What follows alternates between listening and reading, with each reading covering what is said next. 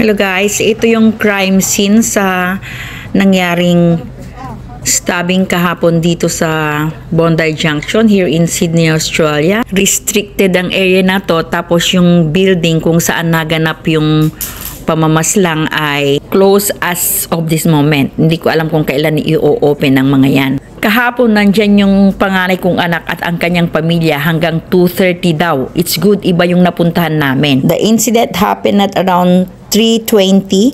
13 ang injured at 7 ang namatay including the attacker. Too sad, ang mga flowers na yan ay inoffer ng mga nakikisimpatiya sa mga namatay. Pagkatapos may nakita pa akong table dyan na pwede kang magsulat ng condolence messages mo sa mga pamilya ng namatayan. First time daw na mangyari ito in this area of Sydney.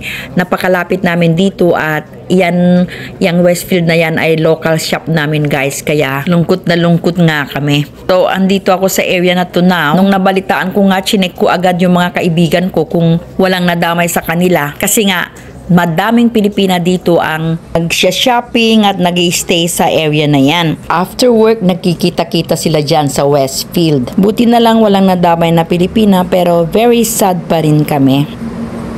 School holiday guys, pati yung mga kaibigan ng apo ko ay nandyan sa area na yan at nagkitang-kita daw nila yung mga pangyayari kung paano sila nakatakbo at tumago sa mga shops habang naririnig nila na screaming yung mga victims, nagsisisigaw, nakita nila yung mga dugo-dugo, ganun. It's really traumatic pag nandun ka sa crime scene, di ba?